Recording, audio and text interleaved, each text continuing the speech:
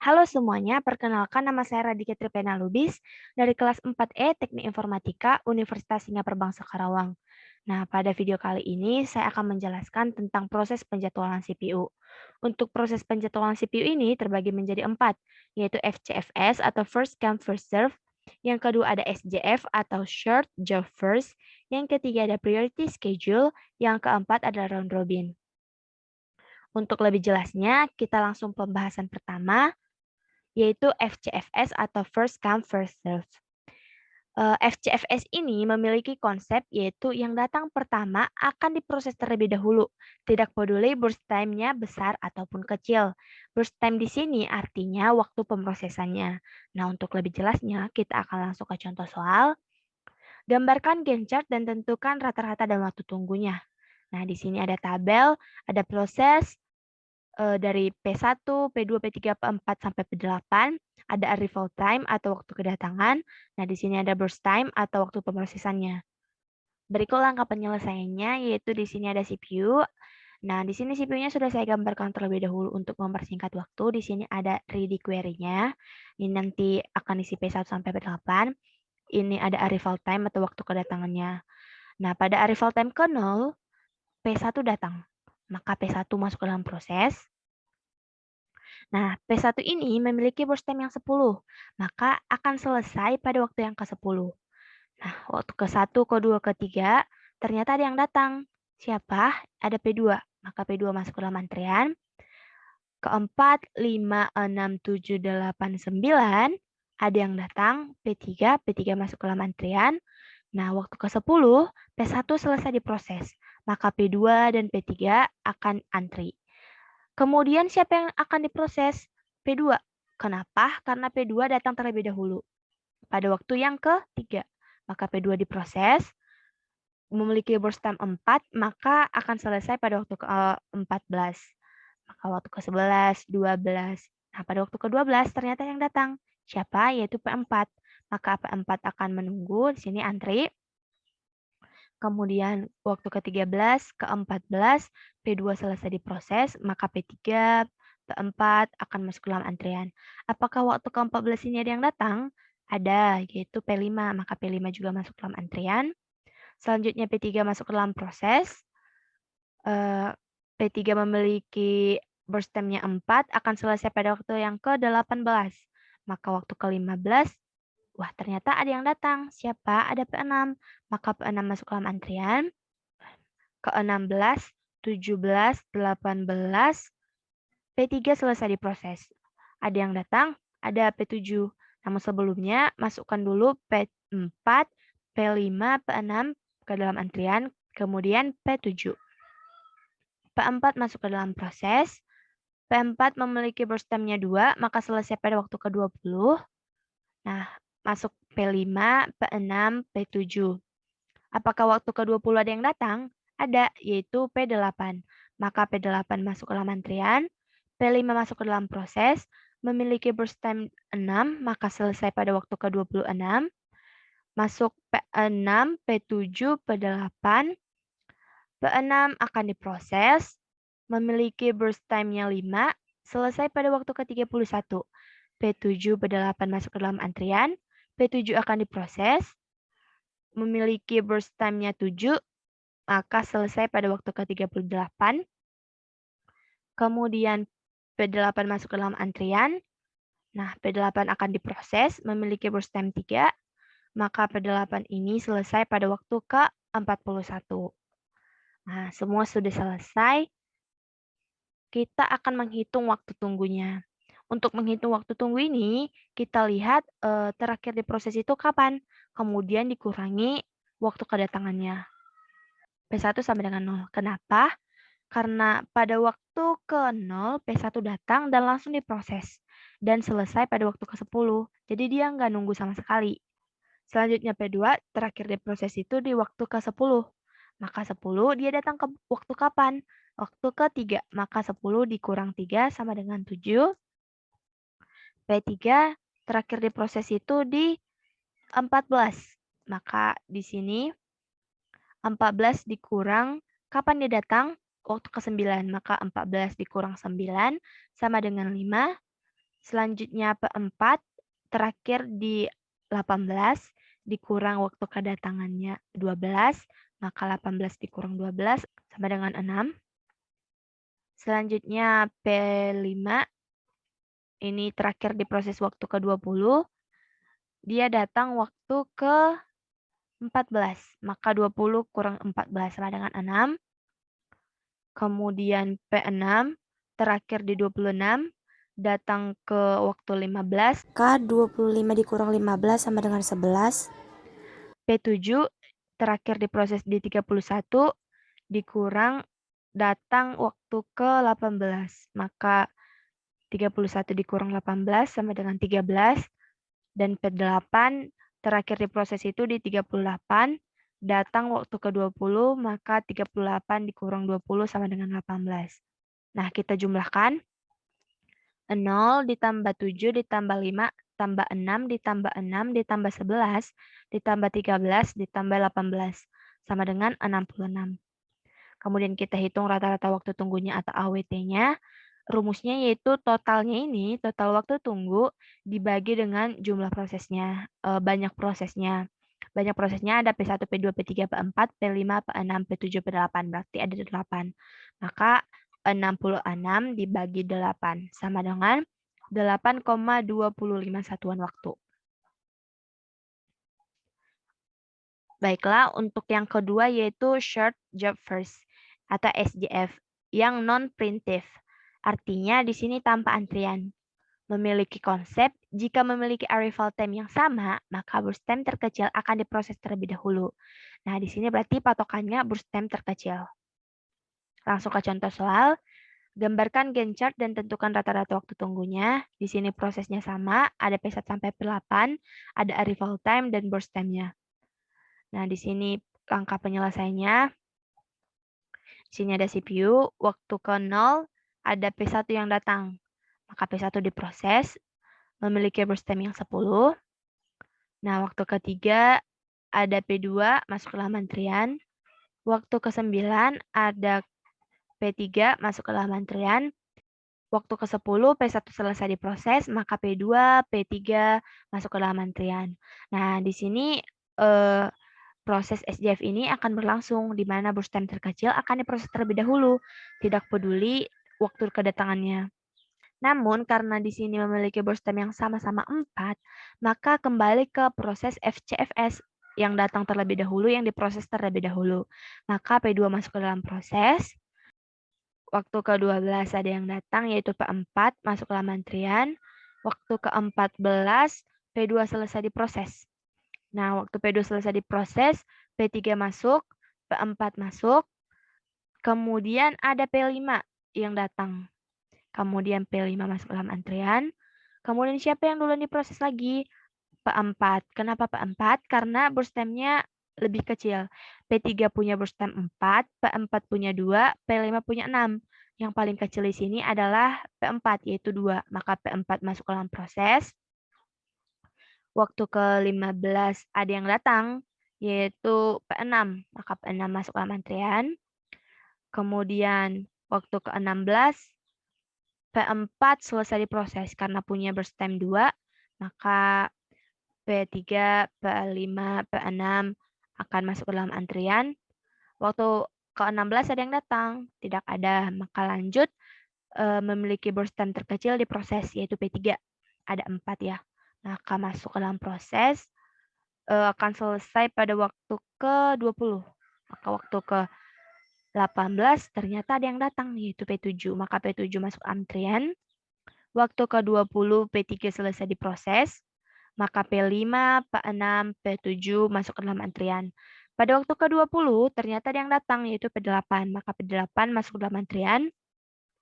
Nah, kita lihat di sini burst time terkecilnya P8, yaitu 3. Maka P8 akan diproses terlebih dahulu. Nah, karena burst time-nya 3, maka selesai di 23. Kemudian P5, P6, P7 masuk ke dalam antrian. P6 akan diproses terlebih dahulu, masuk ke dalam proses. Memiliki burst time 5, maka selesai pada waktu ke-28. P5, P7 masuk ke dalam antrian. Kemudian P5 ini masuk ke dalam proses. selesai pada waktu ke-34. Kemudian P7 masuk ke dalam antrian dan diproses pada waktu ke-34 dan selesai pada waktu ke-41. Nah, dari sini kita lihat bahwa eh, waktunya itu sama semua. Yang tadi FCFS juga 41, SJF pun 41. Nanti untuk selanjutnya juga akan selesai di waktu yang sama. Baik, kita lanjut. Kita akan menghitung waktu tunggunya. Kita lihat P1. P1 di sini tidak memiliki waktu tunggu karena dia langsung selesai. Karena waktu datang ke 0, dia langsung diproses dan selesai di detik ke-10. Maka P1 0. Nah, selanjutnya P2, yaitu terakhir di proses ke-10 ya. Berarti dikurang waktu kedatangannya waktu ke-3, berarti 10 kurang 3 sama dengan 7. Kemudian P3 terakhir diproses di 16. Dia datang ke 9, maka 16 dikurang 9 sama dengan 7. Kemudian P4 terakhir diproses waktu ke-14. Dikurang waktu kedatangannya yaitu ke-12. Maka 14 kurang 12 sama dengan 2. Kemudian P5 itu terakhir di 28. Datang waktu ke-14. Maka 28 dikurang 14 sama dengan 14. Kemudian P6. Nah, terakhir di proses itu waktu ke-23.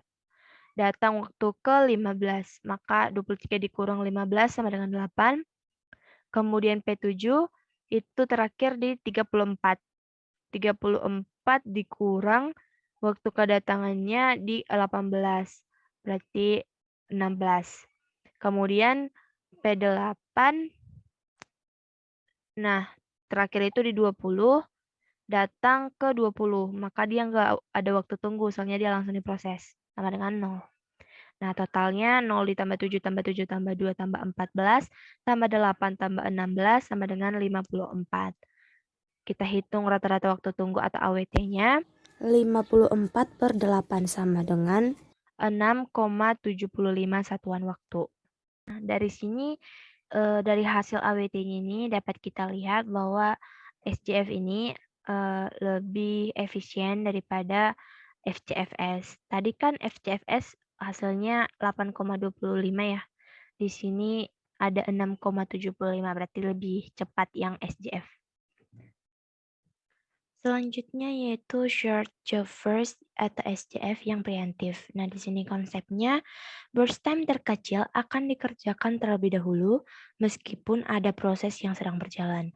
Berbeda dengan non preemptif, burst time terkecil akan dikerjakan terlebih dahulu, namun jika proses yang sedang berjalan itu telah selesai. Oke, untuk lebih jelasnya kita langsung ke contoh soal. Gambarkan gencar dan tentukan rata-rata waktu tunggunya. Nah, di sini ada tabel masih sama seperti sebelumnya, ada P1 sampai P8, ada arrival time, ada burst time. Langsung saja ke penyelesaian. Di sini ada CPU, sudah saya gambarkan terlebih dahulu. Ada ready query-nya, ada arrival time. Oke, waktu ke 0, P1 datang. Maka P1 masuk dalam proses, kira-kira selesai pada waktu ke-10. Waktu ke-1, ke-2, ke-3, ternyata ada yang datang. Nah, di sini P1 akan dijeda terlebih dahulu karena ada yang datang untuk membandingkan burst time yang paling kecil. Maka yang datang itu P2, P2 masuk dalam antrian, P1 masuk antri. Nah, di sini P2 memiliki burst time lebih kecil daripada P1. P2 4, P1 7. Maka P2 yang akan diproses terlebih dahulu, tidak peduli P1 sedang berjalan atau tidak. Nah, berarti P2 masuk dalam proses. P2 ini punya burst time-nya 4, berarti kira-kira selesai pada waktu yang ke-7. Nah, waktu ke-7 ada yang datang, tidak, berarti P1 masuk ke dalam antrian dan diproses.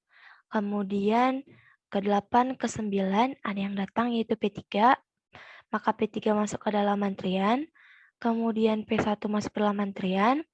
Nah, di sini kita lihat yang memiliki burst time terkecil yaitu P3. Berarti P3 yang akan diproses. Maka P3 masuk ke dalam proses.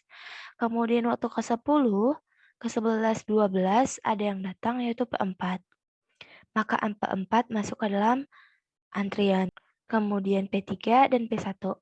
Nah, di sini kita lihat P3 masih memiliki burst time yang terkecil, maka P3 tetap diproses. Kemudian waktu ke-13, P3 di sini kan sudah selesai diproses.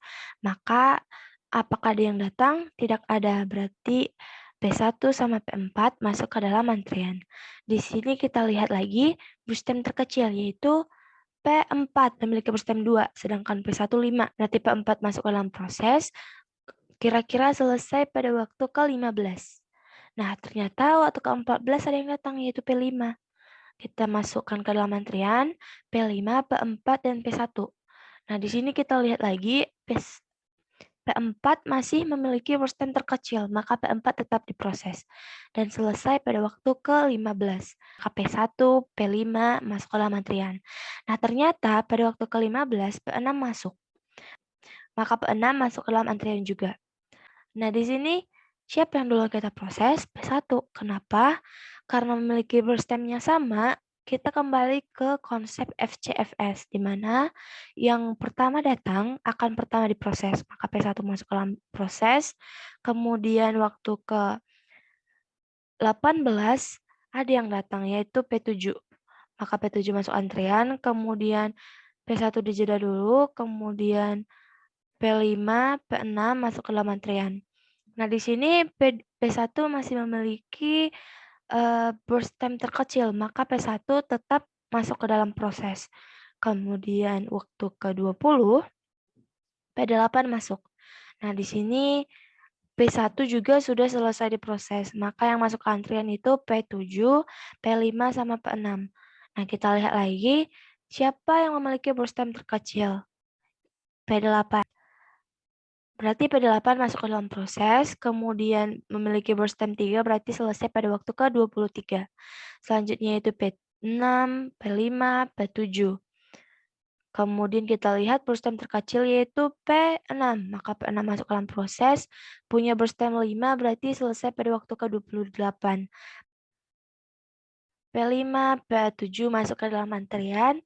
P5 memiliki burst time terkecil yaitu 6, berarti P5 masuk ke dalam proses, selesai pada waktu ke-34, P7 masuk antri, kemudian P7 diproses dan selesai pada waktu ke-41. Nah, di sini kita lihat waktu selesainya itu tetap sama kayak FCFS sama SCF yang non-preemptive. Selanjutnya kita hitung waktu tunggu. Ya, untuk P1 terakhir diproses itu ke-15 ya. Datang waktu ke 0. Namun di sini dia sempat berjalan 3 langkah. Berarti dikurang 3, 15 dikurang 3. 0 ditambah 15 dikurang 3 sama dengan 12. Nah, di sini P2 langsung habis. 3 langsung habis di 7. Berarti 0.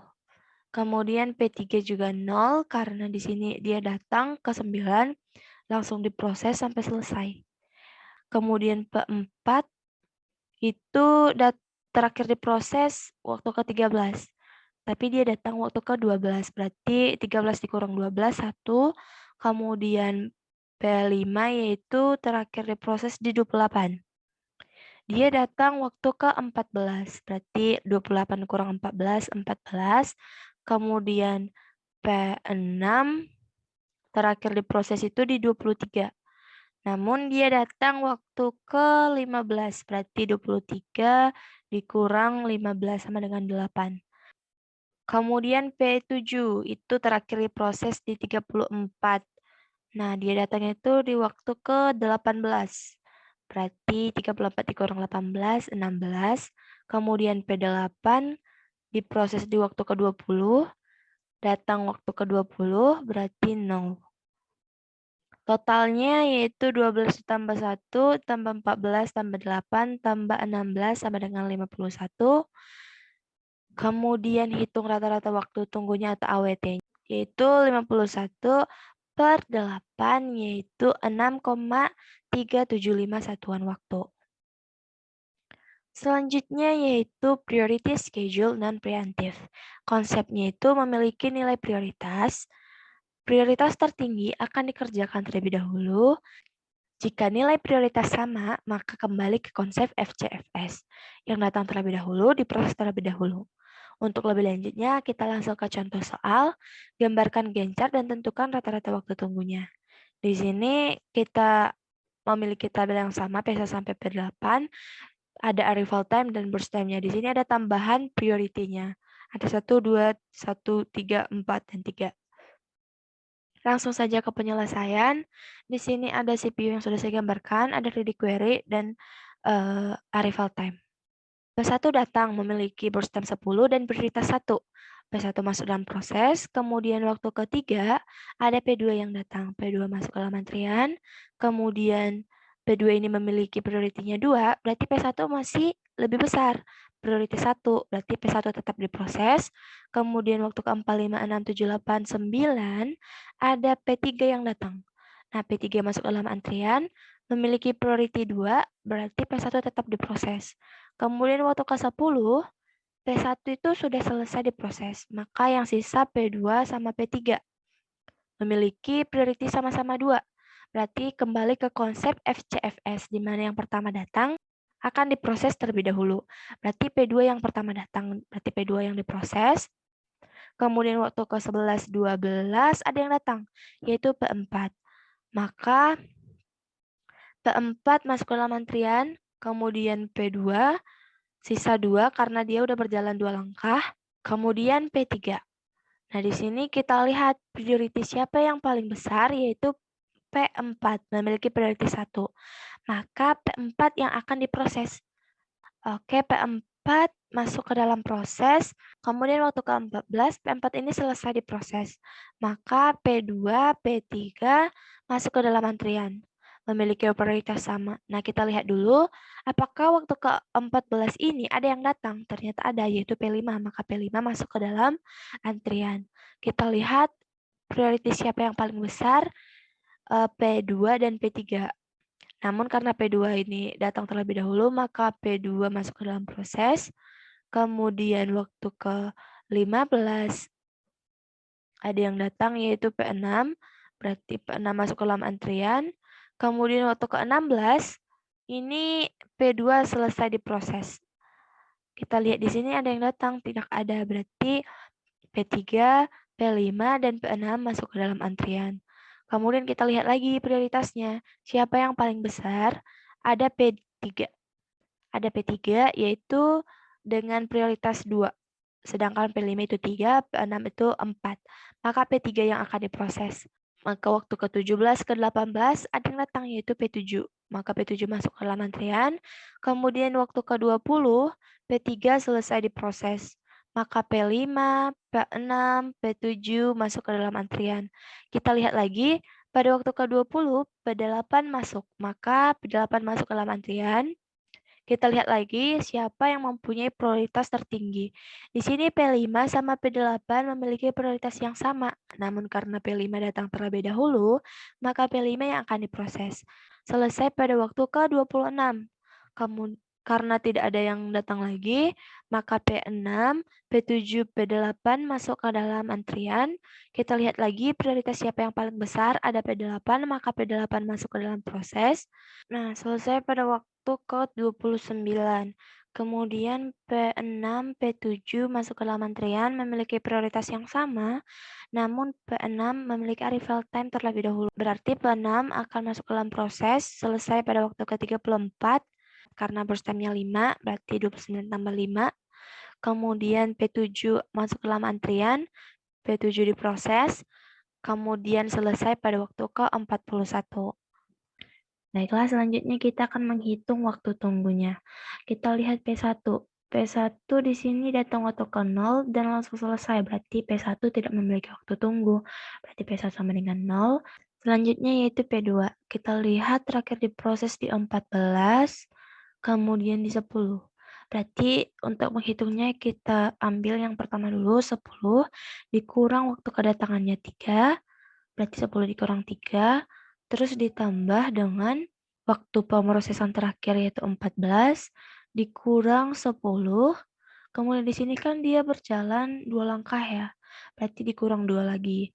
Berarti 10 kurang 3 ditambah 14 dikurang 10 dikurangin 2 karena dia berjalan 2 langkah. Sama dengan 9. Selanjutnya P3 yaitu terakhir di 16. Datang waktu ke 9, berarti 16 dikurang 9 sama dengan 7. Kemudian P4 terakhir diproses di 12. Kemudian P4 itu datang waktu ke 12, berarti 0. 12 dikurang 12, kemudian P5 terakhir di 20. Datang waktu ke 14, berarti 20 kurang 14, 6. Kemudian P6 terakhir di 29,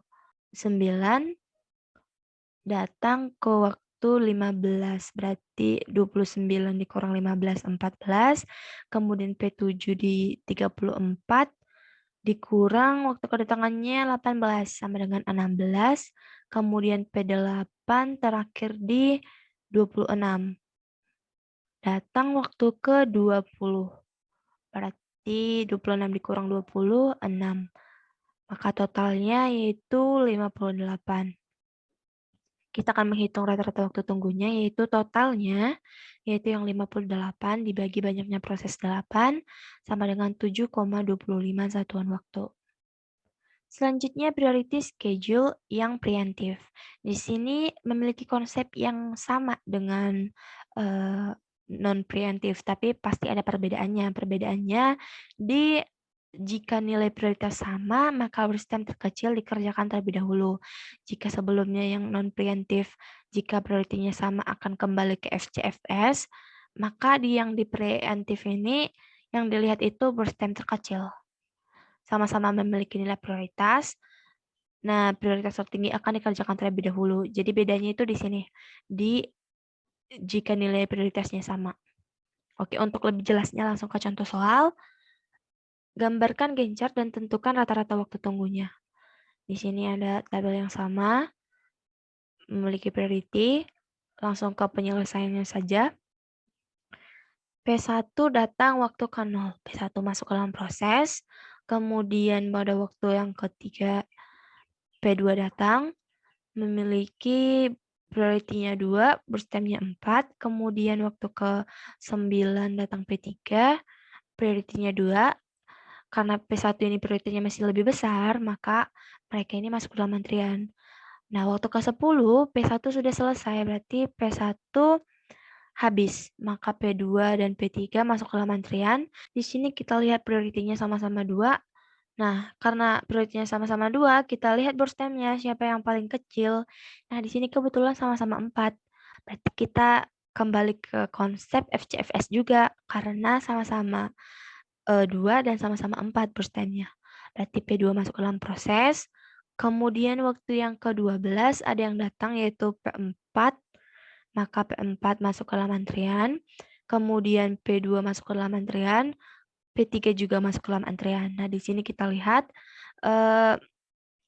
priority siapa yang paling besar? P4. Berarti P4 yang akan masuk ke dalam proses. Kemudian waktu ke-14. P4 ini selesai diproses. Karena burst time-nya cuma 2. Berarti 12, 13, 14 selesai. Kemudian P2 masuk ke dalam antrian. P3 masuk ke dalam antrian. Kemudian siapa yang datang? Ada, yaitu P5. Maka P5 masuk ke dalam antrian. Kita lihat lagi priority siapa yang paling besar. Di sini P3 sama P2 memiliki priority yang sama-sama 2. Nah, konsep dari preemptive tadi, lihat burst time yang paling kecil. Di sini burst time P2 lebih kecil daripada P3. Maka P2 yang akan diproses. Waktu ke-15 ada yang datang yaitu P6. Memiliki priority 4. Jadi ini masih lebih besar ya daripada P2, P3, P5. Jadi kita masukkan ke dalam antrian saja. Kemudian waktu ke-16, P2 sudah selesai diproses.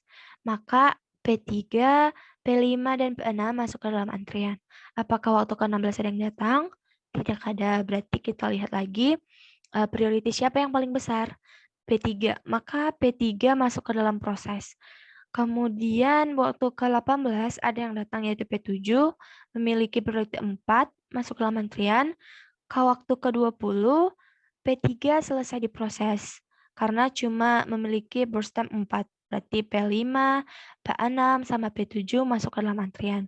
Apakah waktu ke-20 ada yang datang? Ada, yaitu P8. Maka P8 masuk ke dalam antrian. Kemudian kita lihat lagi siapa yang memiliki priority yang terbesar. Kita lihat di sini P8 memiliki priority 3, sedangkan P5 juga memiliki priority 3. Kita lihat burst time terkecil, yaitu P8. Berarti P8 yang akan masuk ke dalam proses.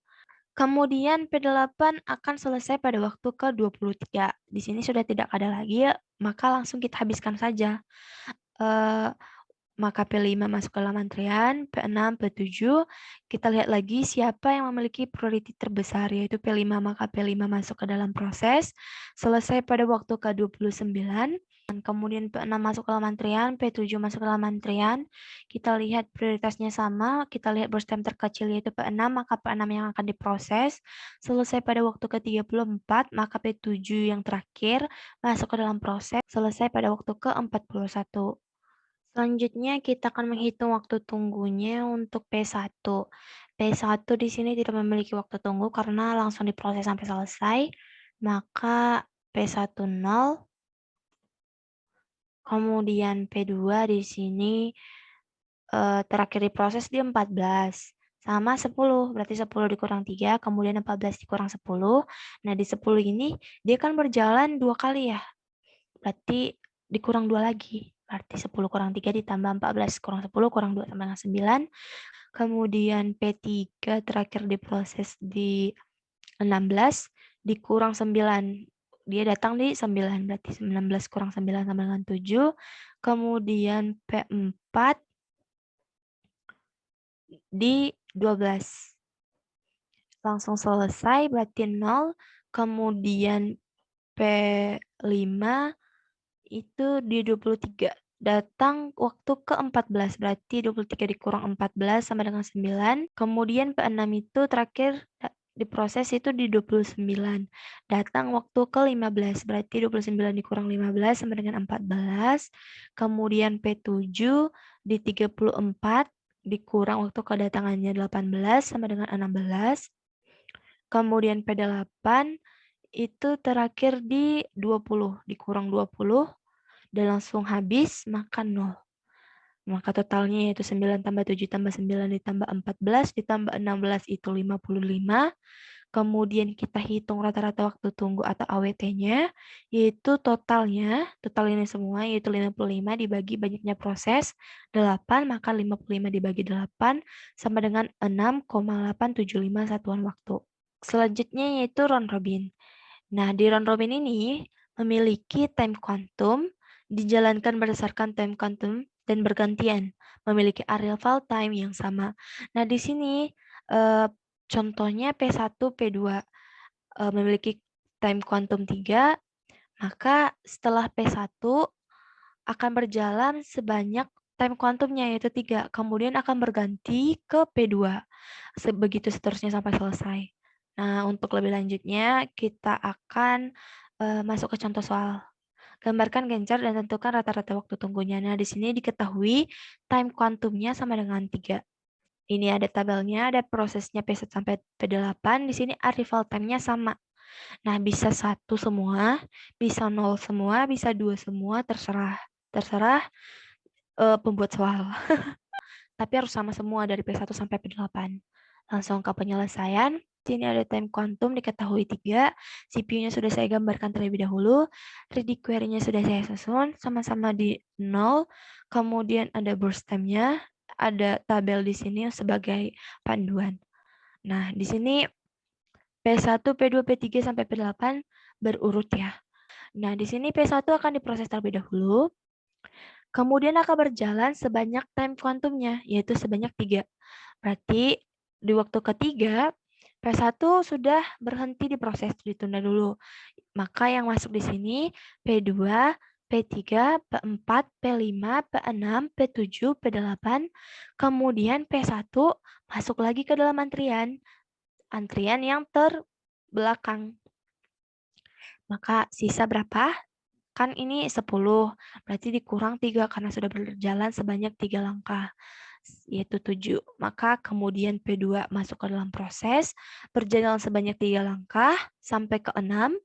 Kemudian P3, P4, P5, P6, P7, P8, P1, dan P2 masuk lagi ke dalam antrian. Sisa berapa? Sisa 1. Kenapa? Karena ini berstemnya 4, berjalan sebanyak 3 langkah, berarti sisa 1. 4 dikurang 3, sama dengan 1. Selanjutnya P3 masuk ke dalam proses. Selesai waktu ke 9. Kemudian P4, P5, P6, P7, P8, P1, P2, kemudian P3 masuk ke dalam antrian lagi. Sisa berapa? Sisa 1 karena sudah berjalan 3 langkah. Nah, di sini kan kita lihat ya, setelah P1, P2, setelah P2, P3, setelah P3, P4. Akan begitu seterusnya sampai selesai berganti-gantian sebanyak time quantumnya. Dia akan berjalan hanya sebanyak time quantumnya. Kemudian masuk P4 ke dalam proses. Nah, P4 ini memiliki burst time-nya 2 ya. P4 burst time-nya 2. Nah, 2. Jadi dia sebelum sampai ke time quantumnya 3, dia sudah selesai diproses. Maka tidak apa-apa, langsung ke 11. Maka P5 masuk lagi ke dalam antrian, P6, P7, P8, P1, P2, P3. Karena P4 sudah selesai diproses, maka dia tidak masuk ke dalam antrian lagi. Selanjutnya P5 masuk ke dalam proses, selesai waktu time quantum ketiga, berarti tambah 3. 11 ditambah 3, 14. Kemudian P6 masuk ke dalam antrian, P7 masuk ke dalam antrian, P8, P1, P2, sama P3. Kemudian P5 masuk lagi ke dalam antrian karena dia masih sisa. Masih sisa 3 lagi karena dia cuma berjalan sebanyak kuantumnya 3. Berarti P5 sisa 3. Kemudian P6 masuk ke dalam proses. Selesai waktu ke 17 ditambah 3. Maka P7, P8, P1, P2, P3, P5 masuk ke dalam antrian. Selanjutnya di sini P6 tetap masuk ke dalam antrian karena masih ada sisa. 5 dikurang 3 sama dengan 2. Maka P6 sisa 2, kemudian P7 masuk ke dalam proses. Kemudian waktu ke-20, P7 akan berhenti diproses dulu. Kemudian P8 masuk, P1, P2, P3, P5, sama P6. Kemudian P7 masuk lagi. Sisa berapa? Berarti 7 dikurang 3, sisa 4. Kemudian P8 masuk ke dalam proses. Kemudian waktu ke-23, P8 ini sudah habis selesai diproses ya. Maka masuk P1, P2, P3, P5, P6, P7. P8 sudah habis, tidak ada lagi. Maka P1 masuk lagi. Selesai pada waktu ke-26. Kemudian P2, P3, P5, P6, P7 masuk ke dalam antrian. Kemudian P1 masuk lagi, sisa berapa? Berarti 7 dikurang 3, 4. Maka P1 masuk dalam proses. Selesai pada waktu ke-27 karena burst time-nya cuma 1. Sisa 1. Maka P3, P5, P6, P7, P1 masuk ke dalam antrian. P2 sudah tidak karena sudah selesai. P3 masuk ke dalam proses. Waktu ke-28 selesai karena burst time-nya cuma 1.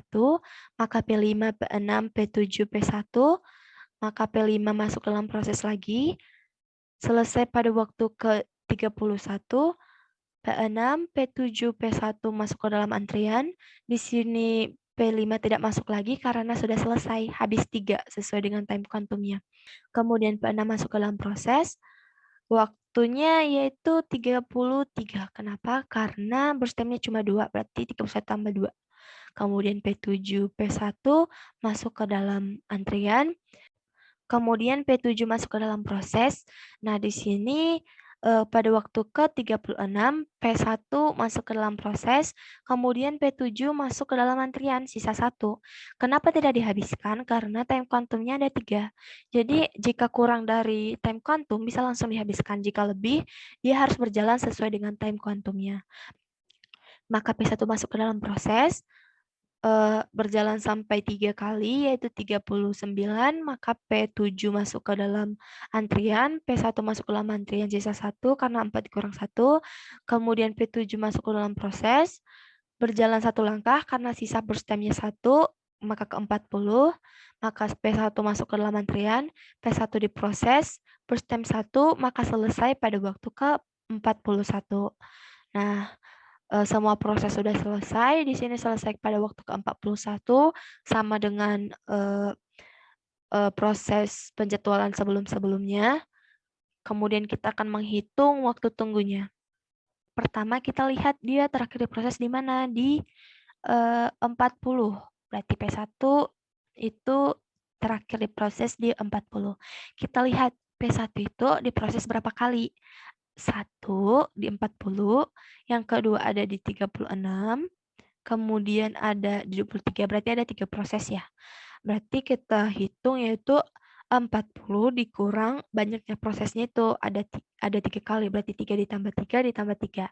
Berarti 40 dikurang 9 sama dengan 31. Selanjutnya P2. Kita lihat terakhir proses di 26. Dia diproses berapa kali? Cuma 1 kali, berarti 26 dikurang 3 sama dengan 23. Kemudian P3. P3 terakhir diproses di 27. Nah, kita lihat P3 diproses berapa kali? Ada 1 kali juga, berarti 27 dikurang 3 sama dengan 24. Kemudian P4. P4 diproses terakhir di 9. Nah, di sini dia langsung selesai, berarti 9 dikurang 0, karena dia tidak diproses, sama dengan 9. Kemudian P5. P5 terakhir diproses itu di 28. Kemudian diproses berapa kali?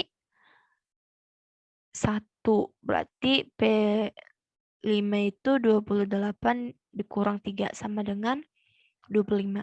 Kemudian P6. P6 terakhir diproses itu di 31. Dia diproses berapa kali? Ada 1 kali. Berarti dikurang 3 juga. Sama dengan 31 dikurang 3 sama dengan 28. Kemudian P7 terakhir diproses itu di 39. Diprosesnya ada berapa kali? Ada 1, ada 2. Berarti 3 ditambah 3 berarti 37 dikurang 3 ditambah 3 sama dengan 36. Kemudian P8 terakhir itu di 20. Berjalan berapa kali diproses? Tidak ada, berarti dikurang 0. 20 dikurang 0 sama dengan 20. Kemudian kita jumlahkan 31 tambah 23 tambah 24 tambah 9 tambah 25 tambah 28 tambah 36 tambah 20 sama dengan 196. Kemudian kita hitung rata-rata waktu tunggunya atau AWT-nya, yaitu totalnya dibagi banyaknya proses sama dengan 24,5 satuan waktu. Selanjutnya round robin yang preemptif. Nah, di sini konsepnya mirip, yaitu memiliki time quantum, dijalankan berdasarkan time quantum dan bergantian.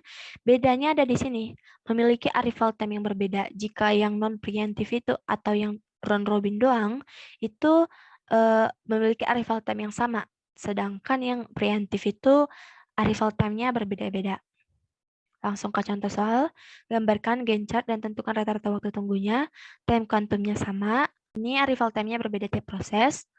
Langsung saja kita ke penyelesaiannya. Di sini ada time quantum diketahui 3, CPU-nya sudah saya gambarkan, ada ready query. Di sini arrival time-nya, waktu ke 0, P1 datang. Masuk ke dalam proses, kemudian P1 ini akan berjalan sebanyak time quantum. Maka berjalan sebanyak 3 kali. Nah, waktu ketiga, P1 ini dijeda dulu.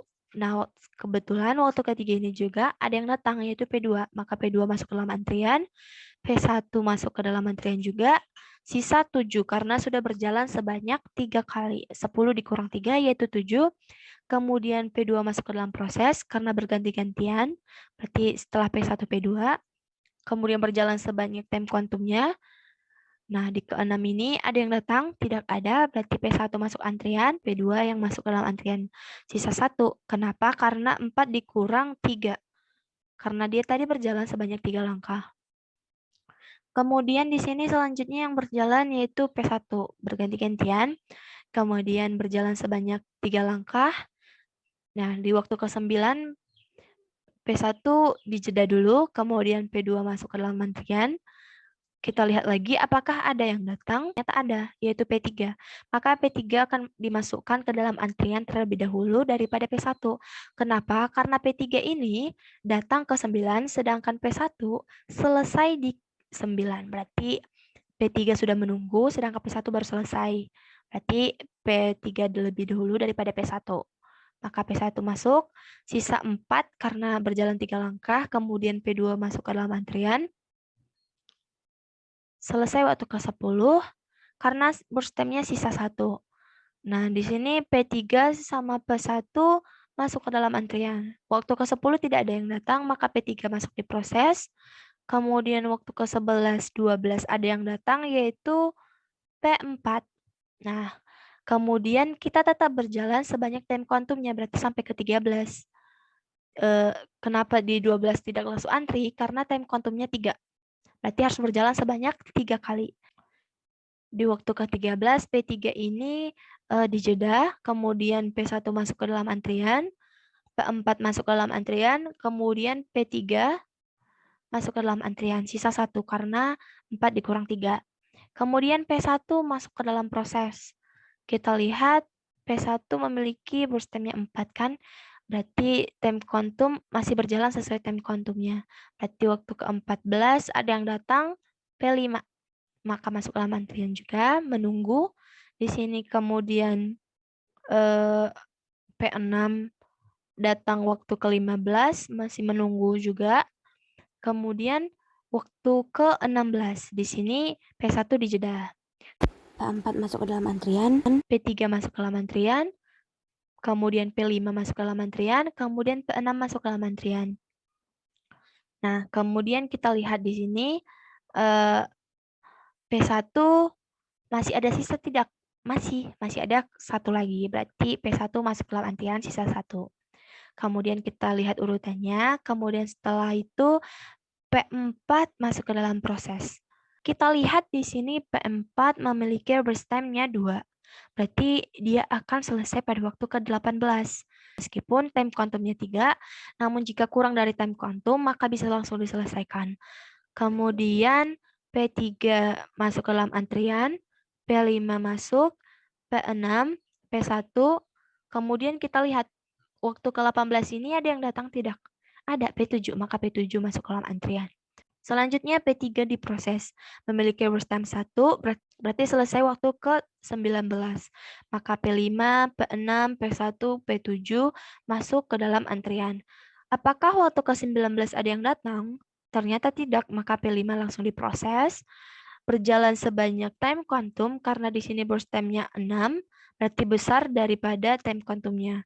Berarti waktu ke-20 ternyata ada yang datang. Ada P8. Berarti P8 akan menunggu. Kemudian waktu ke-22 sebanyak time quantum sudah berjalan. Maka P6, P1, P7, dan P8 masuk ke dalam antrian. Nah, di sini waktu ke-22 sudah tidak ada lagi. Berarti kita lihat lagi P5. Apakah masih ada sisa? Ada 3 lagi. Berarti P5 masuk ke dalam antrian. Selanjutnya P6 masuk ke dalam proses, berjalan sebanyak time quantum sampai ke 25, kemudian P1, P7, P8, P5 masuk ke dalam antrian, P6 masuk lagi ke dalam antrian karena masih ada sisa, 5 dikurang 3, sisa 2, kemudian P1 masuk ke dalam proses, memiliki burst time-nya 1, berarti selesai waktu ke 26. Maka P7, P8, P5, P6 masuk ke dalam antrian. Selanjutnya P7 diproses. Nah, selesai waktu ke 29 sebanyak time quantum. Kemudian P8, P5, P6 akan masuk ke dalam antrian. Kemudian P7 masuk ke dalam antrian lagi. 7 dikurang 3 sama dengan 4. Sisa 4. Kemudian P8 masuk ke dalam proses. Berjalan sebanyak time quantum 3. yaitu sampai ke 32, kemudian P5, P6, P7 masuk ke dalam antrian. Nah, di sini P8 sudah habis, berarti tidak masuk lagi ke dalam antrian. P5 diproses, selesai pada waktu ke-35, kemudian P6, P7 masuk ke dalam antrian. Di sini P5 sudah habis, maka P6 masuk ke dalam proses. Memiliki burst time-nya 2, berarti selesai pada waktu ke-37. Kemudian P7 masuk ke dalam antrian, kemudian P7 diproses karena hanya sisa P7 dan selesai pada waktu ke-41. Maka semua selesai, terakhir di 41, tetap sama dengan proses penjadwalan CPU yang sebelumnya. Selanjutnya kita akan menghitung waktu prosesnya, yaitu P1. P1 terakhir itu di 25. Nah, kita lihat berapa kali dia diproses. Ada 1, 2, 3. Nah, berarti 25 dikurang 3 ditambah 3 ditambah 3. Sama dengan 16. Selanjutnya yaitu untuk P2. Kita lihat terakhir itu di 9. Kemudian kita lihat dia diproses berapa kali, ada sekali. Dan datang waktu kapan? Waktu ketiga. Berarti 9 dikurang 3 ditambah 3. Sama dengan 3. Ini 3 tambah 3-nya itu waktu kedatangan ditambah dengan banyaknya prosesnya. Kan satu proses itu sebanyak 3 karena time quantum-nya 3. Kemudian P3 itu terakhir diproses di 18. Kemudian diproses berapa kali? P3 ada sekali.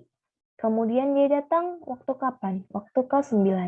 Berarti 3 ditambah 9, itu waktu kedatangan. Banyaknya proses itu 3 ditambah 9 itu waktu kedatangan. Berarti 18 dikurang 3 tambah 9 sama dengan 6. Kemudian P4 terakhir itu di 16. Kemudian kita lihat dia diproses berapa kali? 0, berarti dia nggak ada diproses lagi kan? Berarti dikurangin waktu kedatangannya saja, waktu kedatangannya ke 12. Maka 16 dikurang 12 sama dengan 4. Selanjutnya kita lihat P5. P5 itu terakhir di 32. Kita lihat P5 ini diproses berapa kali? Ada sekali di sini. Kemudian kita lihat waktu kedatangannya yaitu 14. Berarti 3 ditambah 14 dulu, kemudian 32 dikurang 3 tambah 14, sama dengan 15. Kemudian yang P6, dia terakhir di 35. Dikurangin sama banyaknya proses dia itu ada sekali. Berarti 1, karena satu proses 3 ditambah dengan waktu kedatangannya, itu ke-15. Berarti 35 dikurang 3 ditambah 15 sama dengan 17. Kemudian P7 itu di 37. Kemudian kita lihat di proses berapa kali? 1, cuma sekali. Berarti ditambah waktu kedatangannya itu ke-18. Berarti 3 ditambah 18, 37 dikurang 3 tambah 18 sama dengan 16. Kemudian P8 terakhir itu di 29. Dia diproses berapa kali? Tidak ada. Berarti dikurangin waktu kedatangannya, yaitu 20. Berarti 29 dikurang 20 sama dengan 9. kemudian kita jumlahkan, totalnya ada 86. Kemudian kita akan menghitung rata-rata waktu tunggu atau AWT, yaitu totalnya, yaitu yang 86 dibagi banyaknya proses 8, berarti 86 dibagi 8 sama dengan 10,75 satuan waktu. Baiklah, sekian penjelasan dari saya. Jika ada yang kurang, mohon dimaafkan. Jika ada yang tidak mengerti, bisa ditanyakan di kolom komentar. Terima kasih.